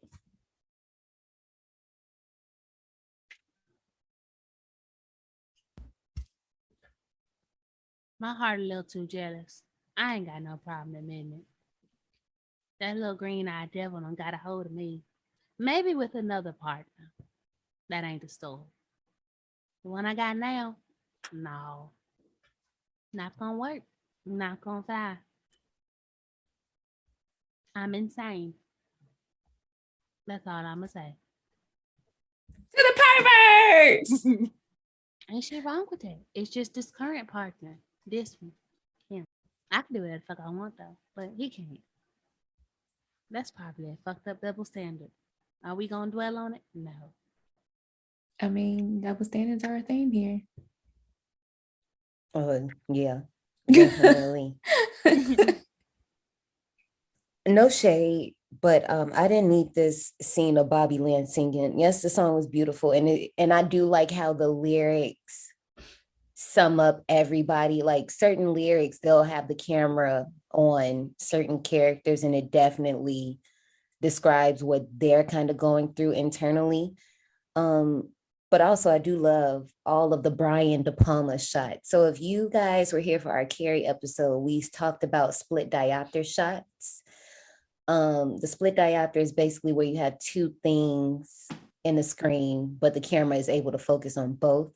But there's another Brian De Palma technique that he uses in Carrie. Think of the prom scene where we see Carrie just standing there catatonic, but then in the other screen we see going down. That happens in this as well, and I think it was done very well. But for some reason, I didn't like Bobby Lynn singing. I don't know if it was like if they needed to bring it up, bring it down. I don't know what it was, but I wasn't feeling it.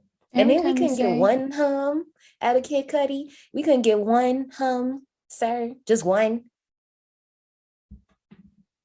Every time you say Bobby Lynn, I just be thinking of Jamie Lynn. Okay. No, we didn't need no hum because then it'd have been no time for the Man on the Moon. We just gonna let that one. That's my shit though. In My Dreams is my shit. And I am going to play that song for my kids when they go night-night so they can have pleasant dreams. The sky might fall.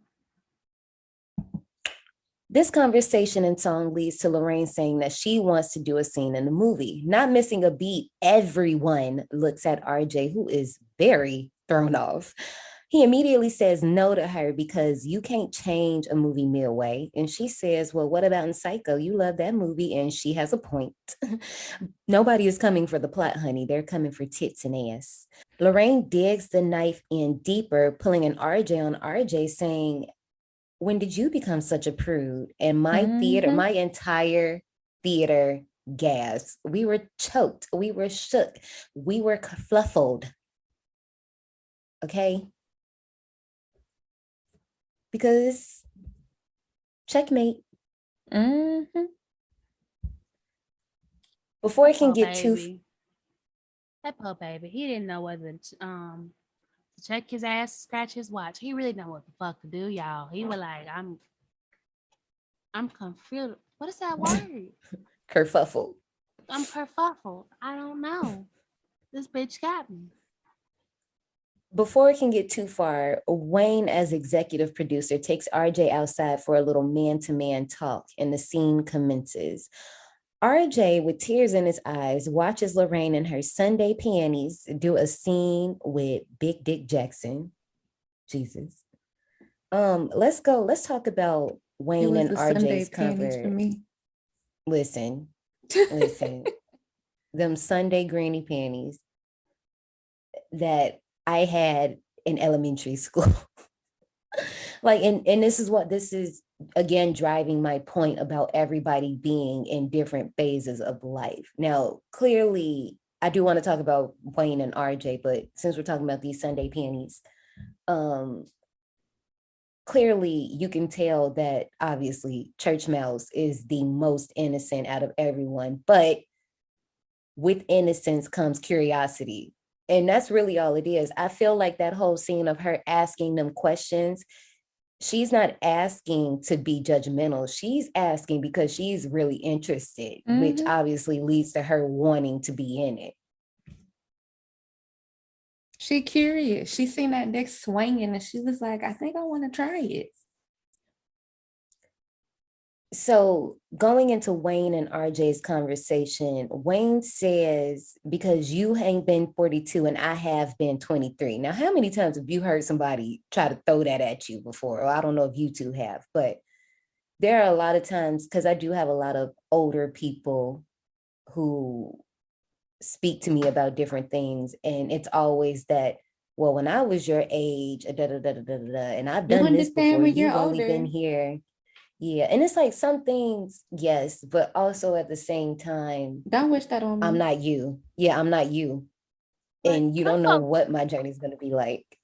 Y'all, this isn't even me being, I'm saying a saying, but it's not really a saying. I'm supposed to be like I was born at night, but I wasn't born last night. I really was born at night, well, early morning. It's like 3 a.m.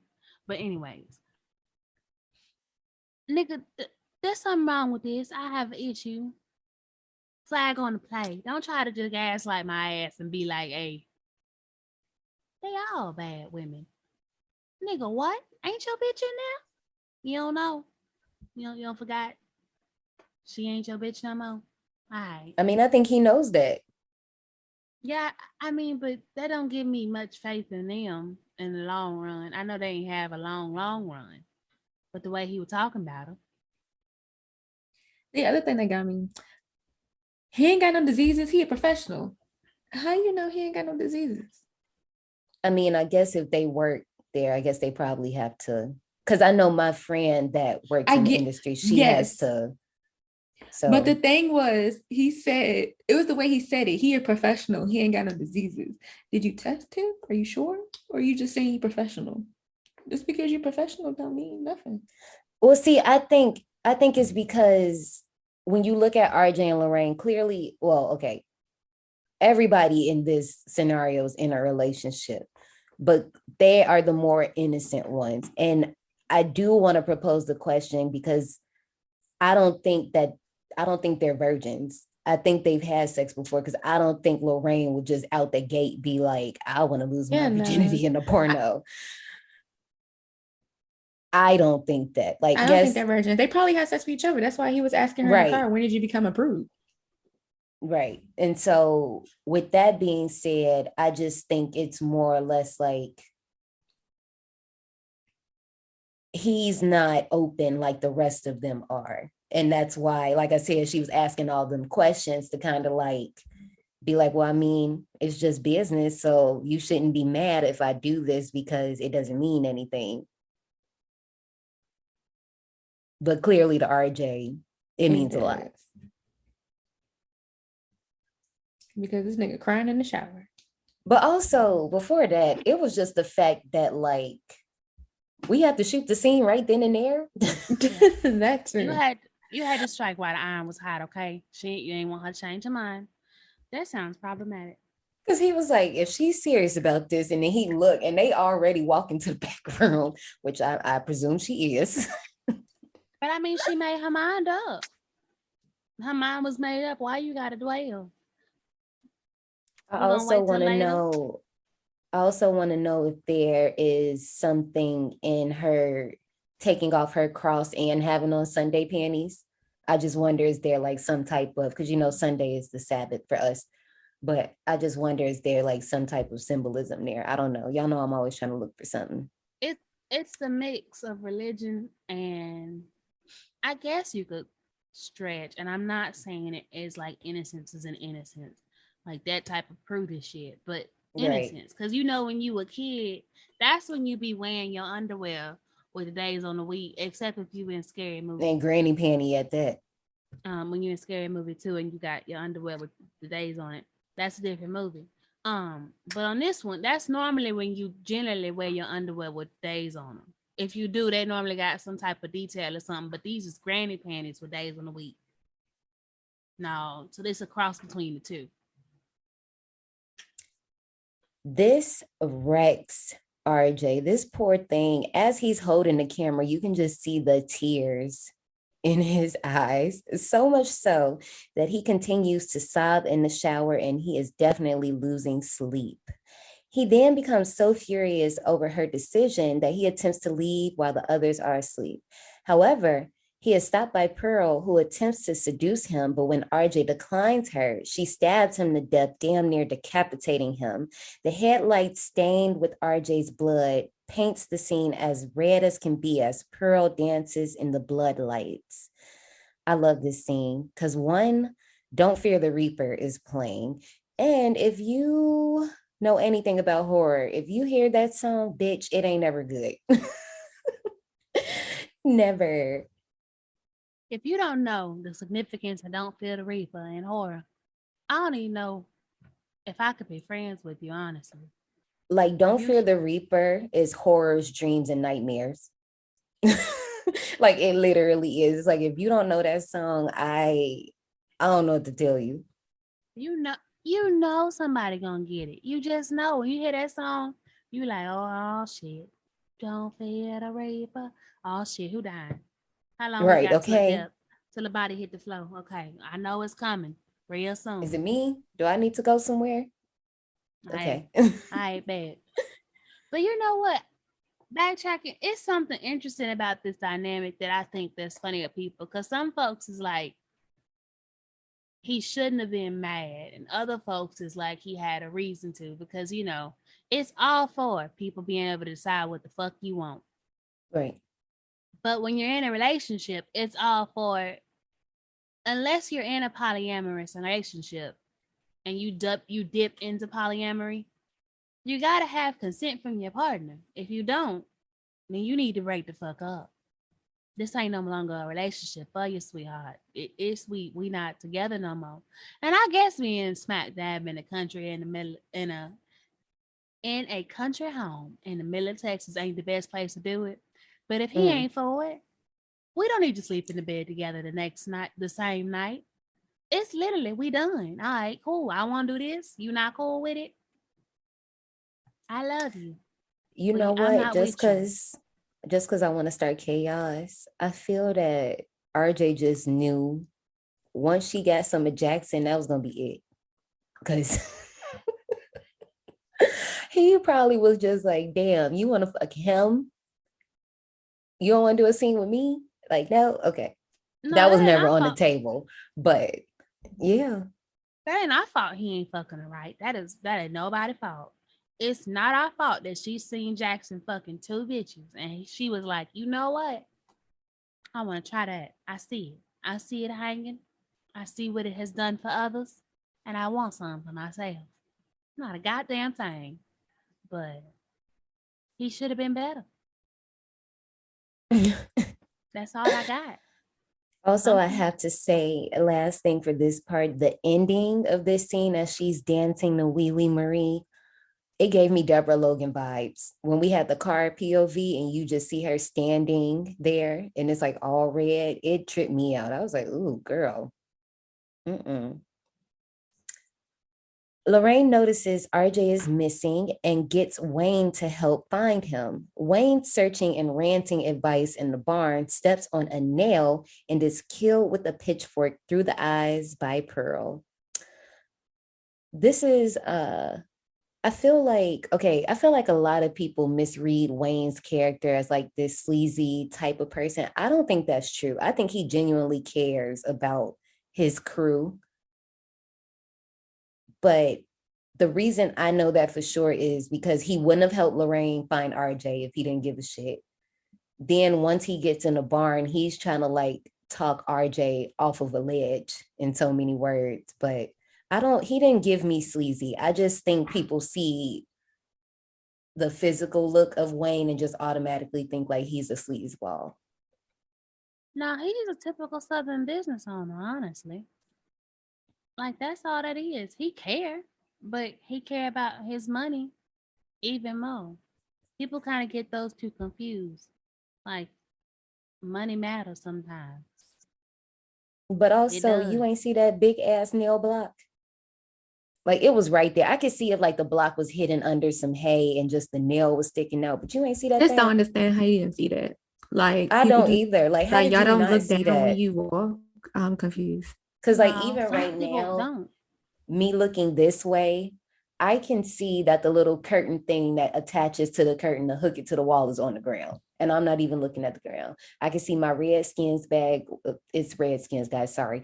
I can see that bag. I'm looking straight at the wall. I can see this half-eaten chicken sandwich right here that I'm about to eat later. Like, you didn't see that? You really didn't see that.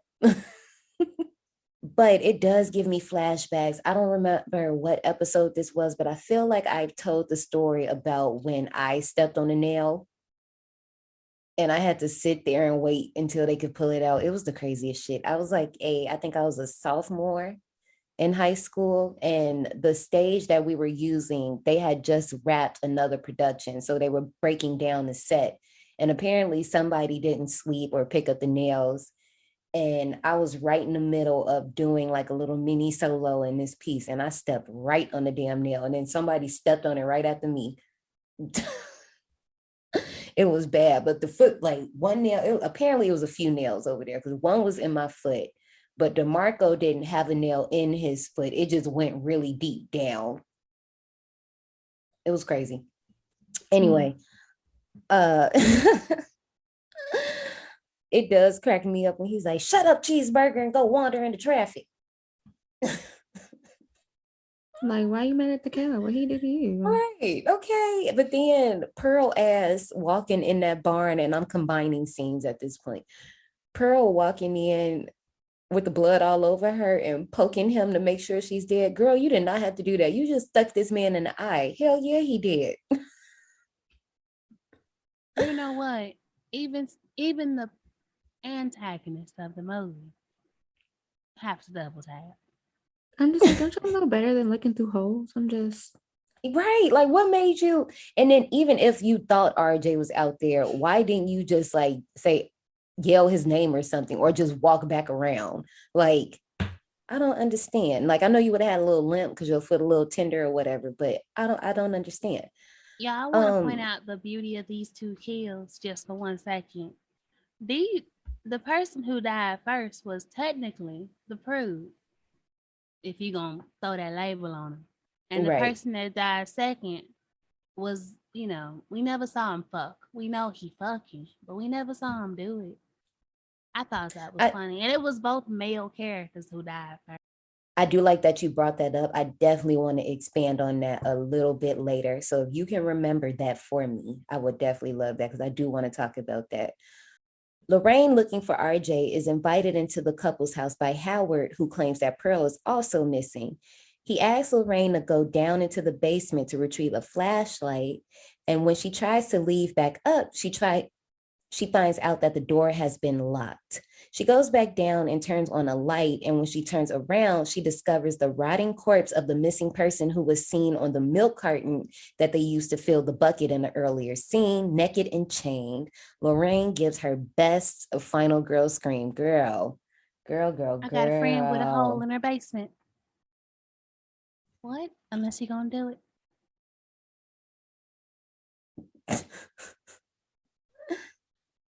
Butt naked, Jackson gets a drink, but notices Howard looking for Pearl.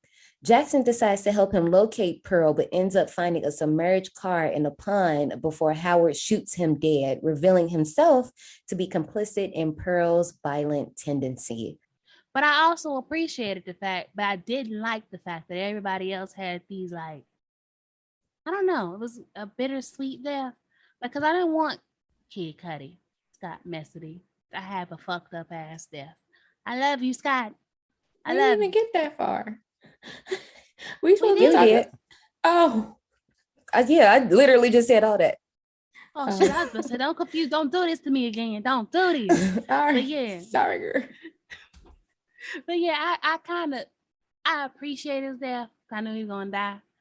And I don't want him to die in an inhumane way because I'm tired of us always dying in inhumane ways in horror movies. Yeah, really, you gonna shoot him in the fucking dark over there by the lake? You couldn't have threw his body in the trunk and then it could have just like dipped down into the water and he could have died while screaming and he could have drowned or something. Yeah, I didn't like him getting shot. It was something about, I guess, because we're Black and we just tired of that shit. But I just really didn't like that. And like I said, it was foreshadowed earlier. But I mean, hell yeah, the gun was right on his chest. Yeah. It's a goddamn shotgun. You going back. So I do want to mention this. We've already had a Psycho mention, but we literally get another Psycho homage with the car sinking into the river, and the fact that it's even like a little bug. I love that. Also, next thing, I did mention that we see the person that's in the basement. We see them on the milk carton twice. So we see them in the store, and then we see them when Jackson is literally drinking out of the carton. Nigga, other people got to use that. Why is you drinking out of the? Anyway, so this film is set in 1979, right? But the whole missing person milk campaign, that didn't start happening until 1984. So just, yeah, check those type of things out, but who cares? I also wonder, okay, I know that Howard is like, y'all sitting around here arousing my wife and blah, blah, blah, blah, blah, blah, blah, blah, blah. But I also wonder, did Howard kill Jackson because Jackson was low-key kind of like humble bragging about being in the Marines and how he can do all of this because he's younger and he's done this, and Howard is like, quote unquote, an old timer? I wonder if that kind of like got to him a little bit. Probably. Because he changed his tune real quick. He was like, yeah, maybe we should. He was gonna kill him from the jump, y'all. He was gonna die. You There think? was no surviving. No. From the time that he took him out, when he volunteered to go out and they went out there together, and then I guess he was hoping the gator would have got his ass. He'd end up in the water. But since he didn't, they shot him. No, he was. I was wondering that too. Was the gator gun? Because when he was in the water digging this, I was like, no. But yeah, I just don't like the gunshot. I just don't like that. I feel like we could have did something different. Maybe like if he would have got shot at, but not got shot, but maybe got killed by something else. I don't know. But yeah, I was not a big fan of that. Meanwhile, Pearl enters the guest house and climbs into Maxine's bed butt naked and starts filling her up with bloodied hands. Maxine awakens and screams with Bobby Lynn witnessing Pearl scooting out the house. Why the fuck did Pearl scoot out that house like that? It was so goddamn funny. So goddamn funny. First of all, it was so goddamn traumatizing that Maxine had to bump another 8-ball. I said, damn, bitch, how much you got up in there? Because she be doing fat lines. Like, them lines be fat, okay? Surprised her nose ain't bleed yet. I like Maxine's scream too. All of the girls in this movie have, well, I don't think we hear Bobby Lynn scream too much, but hear a squeal, but not scream. But yeah. Anyway, also, first of all, Max, we don't even know whose blood is on her. I think it's disgusting. RJ. Yeah, but homeboy, what's the face he got stabbed too, and we don't know if that shit squirted or not. Like, we can assume it's RJ's blood, but it's definitely a mix, and it's some diseases brewing in that shit. Okay. Whatever. She probably did touch it because she went over to look at the body. So I right, and was sticking it and stuff. So that's what I'm saying. Like, we don't know if it's splashed from that, the splashback forensic files. Like, oof. In the farmhouse, Lorraine is trying to break out of the basement and eventually uses a hatchet to give her best Jack Torrance performance before breaking through the panel in the basement door. But Howard bludgeons her with the butt of a shotgun, breaking her fingers and forcing her back inside. Okay, now, survivors, we guest appeared on a show called Scary Crit. Y'all know we love Scary Crit here, where we talked about Anaconda. And in Anaconda, Jared and I talked about X for a little bit. And Jared, once again, it only take one.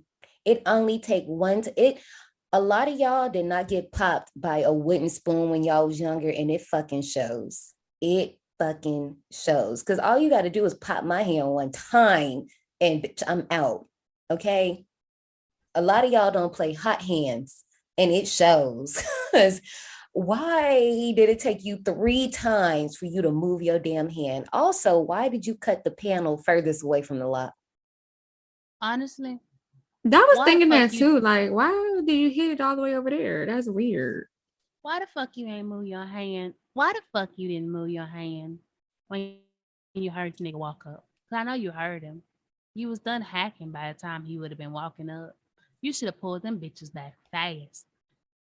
And like y'all said, that first little flop, and I realized my fingers was throbbing before he wrote the bitches. I'd have had that bitch back in so fast. Whoop, Okay, that's like what I'm hot just potato saying. in this bitch. No, I could no. tell a lot of y'all's nanas did not pop y'all with a wooden spoon on the knuckles. We I can had a tell. paddle with our names and faces on it. Me and my cousins, okay? Wait, for y'all hands? What? For everything. We had a wooden ping pong paddle with our names and faces on it. What you got beat with your own face? Mm-hmm. I mean, no, you told me that before, but like we talked about paddles, but I'm like on your hands, that's crazy. That's too big. It's anything at that point, you fucked up. You did something. No, that's too big. You get That's hit. too fucking big. But shout out to Jenna, because that part of the scene is actually the cover of Fangoria's April issue. We stand horror baby queen. We love it. Bobby Lynn follows Pearl outside to the nearby lake and nicely tries to guide her away from the water. Pearl slaps her and angrily accuses Bobby Lynn of being a whore and pushes her into the lake, where she is attacked head first and devoured by the alligator that we've been waiting for. Bobby Lynn ain't deserved that. She didn't. I love when Pearl finished that shit off and said, bitch. Because, okay, here's my thing. Let's talk about Bobby Lynn's character really quick since she's gone. Bobby Lynn is definitely the girl that everybody probably thinks is a bitch, but she's the sweetest one out of everybody in this group. She is. She really is. No lies detected. She really was. Like, she just wanted a paid-for house with a pool to tan her titties. That's all she wanted. That's all she wanted. So then Howard, Texas life. I'm just sorry. Bobby's like, when the alligator came and clamped her head, bitch, I jumped in my seat, because hell, I cannot fathom my head being in a croc's mouth. No, I can't see it. No, I don't want to see it. So then also Howard just walks up. Is that the one? And Pearl's like, I don't like blondes. Why you don't like blondes? What they do to you? I want to know. We gonna find out.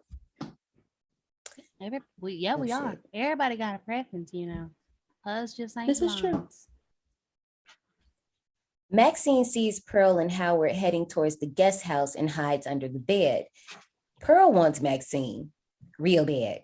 She sees herself in Maxine, feeling this connection with Maxine and her younger self.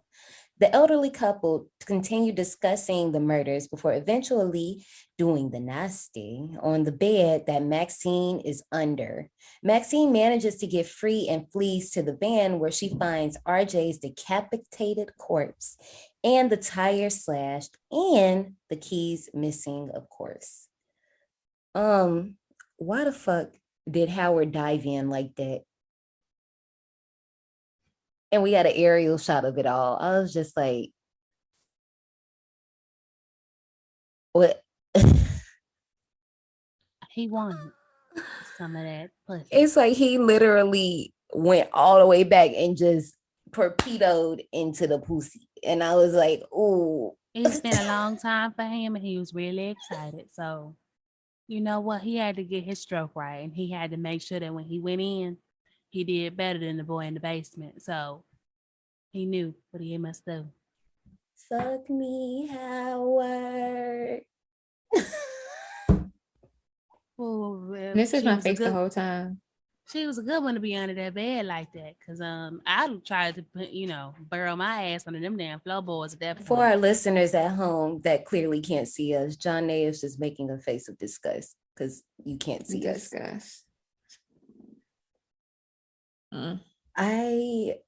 I just was like, Maxine, are you gonna stay under here, or is you gonna get out? Because, girl, ooh. And look, it was Pearl, because Howard was like, I can't. She was like, yes, you can. That girl is horny, okay? Y'all need to get her a rose. Y'all need to get her a dolphin. Get her a something. I don't know. They they do have her something. That's the problem. It don't work. I mean, it's dead. All the like, time. Did you not, y'all? I'm sorry, I'm not going there, but I'm going there. Did you not see that it was semi hard? She was fucking it while it was strapped to the wall. Yeah. Like, yeah. Don't Johnny, don't look like that. I mean, I'm not making this. I wasn't paying that much attention to that. I watched it twice, I said, but yeah, I had to go back. Yeah. So it was dead, but she was using it. So that's a human. I ain't even gonna say it was a human vibrator. Yes, I am. So, but it was deceased. She was in. But see, that also goes into what Howard was saying earlier to Wayne. Like, I know you was bringing all of these people because they definitely was gonna kill Wayne. They was gonna definitely make him a sex slave. Damn. They didn't care whether he was living or dead. They was gonna use him. Armed with a pistol from the glove box, Maxine enters the farmhouse and frees Lorraine, who angrily blames Maxine for what has happened. Lorraine panics and hysterically runs out the front door, only to be fatally shot by Howard. Lorraine had a slight point, but at the same time, she flipped. Her body like flipped. Her legs just lifted about the air. But Lorraine has a slight point. But also, Lorraine, you kind of did this because if you had to just stayed your ass in the bed, y'all probably all would have been fine. If y'all hadn't been going to look for RJ, y'all probably would have been okay. Maybe. No. I don't know. Well, I'm saying like y'all would have lived a few more hours than you did. Like, I don't think they just would have came up in there and trying to kill y'all all. Them two against all of y'all, they wouldn't have tried to do that. I don't know what they would have tried to do, but they could have actually killed them successfully with all of them there, because nobody wants to believe, just like how Freddie got to kill all them kids all them years ago because, folks was real trusting of people in their own neighborhood. Well, this would have worked because nobody wants to believe that the old folks was out here killing people. So they could just, play it like something was wrong with them and they ain't know, and then just kill their asses one by one. So no, but I'm saying if they was all in the house, that wouldn't have went down like that. You got Wayne, Jackson, Bobby Lynn, Maxine, and Lorraine all in the house and two old people. If they would have came up in there on that, they would have got their ass beat. They was asleep though, and they know their house. They probably know which Fourbows Creek. So really and truly, you already took one person out. Old girl sleeping, I think you're giving them way too much credit, Brittany. I think you're giving them way too much credit. But I mean, really and truly, they only got to get two bodies. The rest of them are going to disperse after they find the next dead couple. So all they got to do is go in the room, find a couple that sleep, kill their asses. You got to be quick. Make sure oh shit, this make me sound like a killer. But anyways, kill their asses really fast. Don't even worry about it. Make sure they don't make no sound. Leave. Let them find and that's the what bodies. I'm saying. Like I feel like that would be the impossible part because there's no way they wouldn't make noise. They will wake up and start immediately screaming and being treat stabbed. them like John A would have treated you if you was hanging over that piano. Slit their throat. They ain't gonna make a single sound. I mean, you could do that. You could do that. I just still feel like that's not their first body. They know that it's not. I just still feel like that. I hear you, but I just feel like you're giving them too much credit, and I feel like that wouldn't work out for them in the long run. Dang. But also, at this point, we know who our final girl is. Like I said, I hadn't seen any of the trailers, so I fully expected Jenna to be the final girl. But when she got popped, I was like, damn, well, Maxine, I guess you entered the final girl circuit. As Howard and Pearl begin moving the bodies, intending on framing the crew as intruders, a dying Lorraine gurgles and startles Howard, who has a heart attack and dies. Maxine retrieves the keys to Howard and Pearl's truck, and as Pearl asks for help from Maxine, she refuses, not giving a shit about that shit. Pearl starts to berate Maxine, saying that she's only going to end up like her. And this triggers Maxine, who shouts her affirmations just as the preacher on the TV does. I will not accept a life I don't deserve. And even more pissed, Pearl keeps staring at her. And y'all know Maxine don't like that shit. Maxine attempts to shoot Pearl only to discover that her pistol is unloaded, and Pearl tries to shoot Maxine. However, she misses, and the kickback from the shotgun blasts her ass out of the house, and she ends up breaking her hip when she lands on the ground. You know, it's so funny. When she blasted out that door, I was like, I hope she broke her hip. And she did. Now, that's what I call divine intervention. You The knew that bitch Lord broke her smiles hip. on those who accept him. Praise his name. She blew herself through the screen door, y'all. The screen door was fucked up. But I do think it's crazy because earlier in the movie, Howard tells them that the gun isn't loaded, his big shotgun, which he was lying. And that's when Wayne mentions that he has a gun in his glove compartment too. And the whole time that shit wasn't loaded. Are you kidding me? Or maybe they already took the bullets out. Yeah. Which if they did, I love that they didn't show us bullets randomly somewhere. So we knew, but she didn't know. I like that if that was the case. As Pearl lies injured outside, she begs Maxine for help. But again, Maxine refuses. And as Pearl again berates her, Maxine hops in the truck, backs it on up, crushing Pearl's head twice. Maxine does another bump and drives away from the farm with Jesus just swinging in the rearview mirror. You know, I fully expected her to crash. It's so funny. It'll be our little secret. Yeah, because I fully expected her to crash because all that damn coke she just snorted. I think she's a functioning. Okay. I know, like, y'all don't do drugs for real, but I'm gonna be really honest. They don't be like, it don't be that crazy. It's not that crazy. It's not. You can still function. Like if you like. Now, yes, to your point, because she did just do some like not too long ago, but I would presume that this girl probably does this a lot. And to be honest, it probably really levels her out. And she could probably put it this way. Certain drugs have certain effects on people. Like me, I be up and stuck and I can focus and I can edit 3-hour podcasts with no issue. Now, just for context, just in case you people missed it, no, I do not do the 8s. That's not what I'm saying, just because y'all missed that. But the other things I dabble in, it focuses me. Like it literally just makes me zero in. Now, for some people, it's the opposite and they just cannot function. So in Maxine's case, I think she's more in line with me to where this is like, I can focus in it and we out. The head crush, that shit busted like a watermelon. And I just, we love to see it. Literally, we love to see it. I love when they put that shit in movies.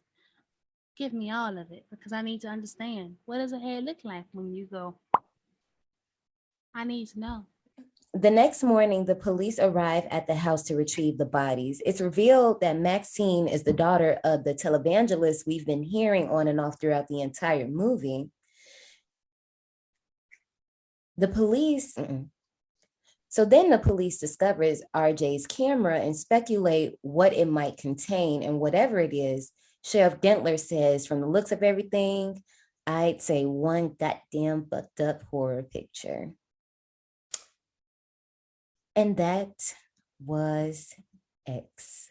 But wait, there's more, because if you were in the theaters and you set your ass down, you would have saw that there was a trailer for Pearl, which is a prequel set in World War I in 1918 and explores the origins of Pearl. So go ahead. So what I was going to say was I was confused why you told me to watch the whole thing, because I sat and watched the whole thing and it was nothing at the end. So yeah, I realized that it probably wasn't going to play. Like, well, when I watched it, it was there, but I was like, I don't know if, that's why I said watch it to the end. But So yeah, there's a trailer, but here's the thing. If you didn't see the trailer, you can't find it on YouTube. You're not finding it until they drop the movie. So here's what happens. Basically, like I said, it is a prequel, but here's the thing. Ty West says in this trilogy series, you don't have to have seen any of the other movies to watch any of the other movies.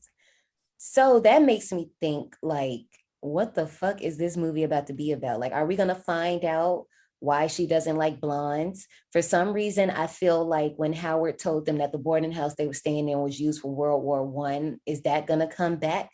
Like, we don't know.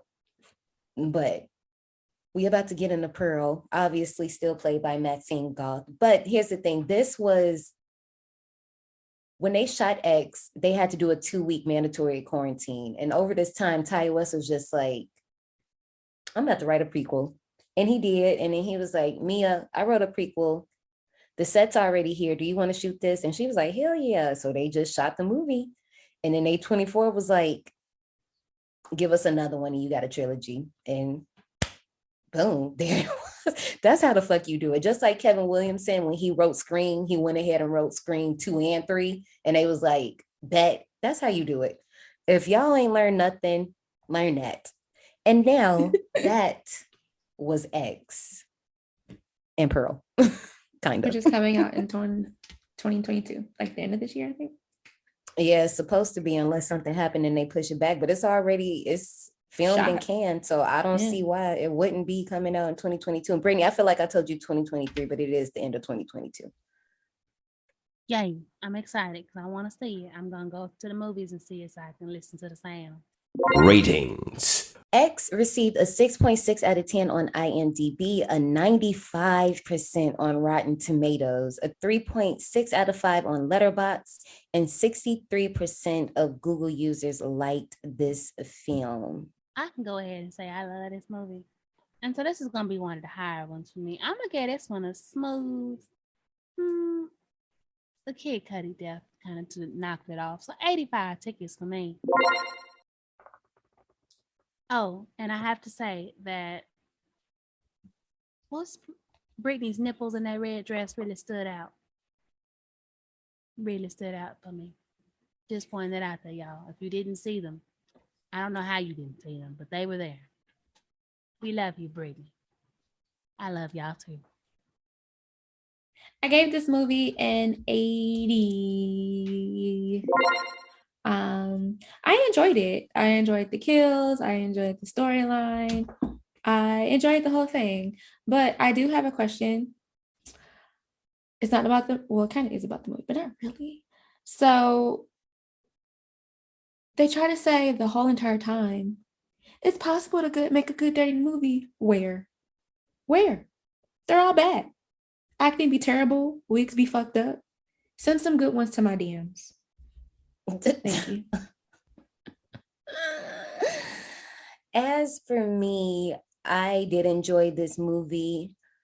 I absolutely love how they took the slasher trope and just turned everything about it on its head with the final girl, obviously with the storyline. This is what I be saying when I be talking about give us some new content, because honey, I'm tired of remakes. I am sick of remakes. Give me something new. And I know it is like taking a chance, but when you have creative minds working like this, you can make it work. And this is a prime example. So I'm actually going to match Brittany and give this one an 85 as well. Thanks for writing. Before you go, take a detour into the souvenir shop. Okay, so I'm pretty sure we have I'm pretty sure we have hella ideas for the souvenir shop. I told Brittany she can run full range, so I'm pretty sure she got some wild shit. So I'm gonna get mine out the way because mine's very tame. I just want to sell days of the week undies, that's all. Because they were a vibe, but I just want to make them like more suitable for a grown woman. Like, I mean, like I wear granny panties when, but any other time I'm not. So I have a souvenir. And I'll never have souvenirs. But it's a hammer. Elaborate, because everybody doesn't know what that is. So the handle goes in your kitty cat, your cool cat, as Jocelyn likes to say. Then the little part where the nails, you pull the nails out, that can go on your clit, and the hammer part can go on your clit because those two parts vibrate. And yeah. Okay, for some reason I'm like, that's too fucking big, but I had to realize that's no. There's like the buttons are right here, so the whole thing don't go in. Yeah, I was like, how the fuck that work? Because no. Nobody. Yeah. So there's the buttons for there's the buttons for how they work right there. So this part is the part that goes in there. Like that looks a lot better because I'm like, no, because that's who shit is that big? Damn. That girl from TCM. There are some people who with the 357 and her shit. Things is thinging. Yeah, there he is. Jesus. Y'all ready? Okay, y'all survivors. I'm lying. I'm not gonna keep him out, but I got a couple of them. My first one, this one, Adam and Eve. Looking at y'all. You can give us a sponsorship. That's the souvenir shop because everybody can come and take part in that. Give us the code, Adam and Eve. We're here for you. We're here. Use us. Okay, number 2. We need a dildo that stick on the wall. You just stick that right there. I was say you don't got one of them? No, it need to be like a little pitchfork though, or something like it. That way, I mean, I don't want it to be like that. It just need to be shaped like it or something. The way Janae and I's mouth both collectively dropped at the same exact time on this call. Because what? All right, I think it's time. We are at the end of the show. I think, Brittany, I think it's time for us to close your box. No pun intended. Let's run these park announcements. So that will wrap up our June theme for Final Girl Summer. I am so sad to see the girls go, but I definitely enjoyed this theme. But it's time for a new theme. For July, we have 5 weeks of the baddest clicks in horror. Your theme is simply click. And then the music gonna play. Our lineup for July is Jawbreaker, The Goonies, Goonies never say die.